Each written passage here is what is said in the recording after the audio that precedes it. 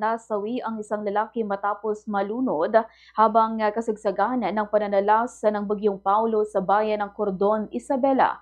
Sa panayam ng Bombo Radyo Kawayan kay Police Chief Master Sergeant Arnel Basiwang, ang investigador ng Cordon Police Station, sinabi itong huli nang naiparating sa kanila ang insidente dahil hindi agad ito naiulat ng mga kaanak sa barangay at sa mga kinauukulan. Kinilala ang biktima bilang isang 47 years old na magsasaka, residente ng Sitio Tawang, Barangay Kapirpiriwan, Cordon, Isabela.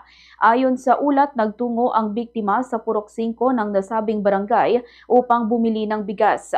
Pinayuhan umano siya ng kanyang kapatid na huwag nang bumalik agad sa kanilang bahay dahil sama-samang panahon. Ngunit nagpumulit ang biktima na tumawid sa ilog sakay ng kalabaw na nauwi sa kanyang pagkalunod.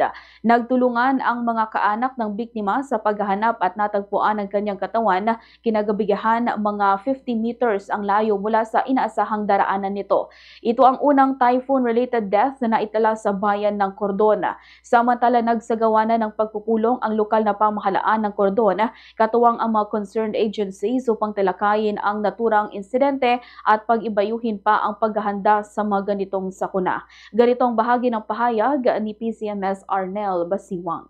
Ito sa bayan ng Cordon, ma'am, na pag ganitong may mga sakuna na ating nararanasan, kung ano po yung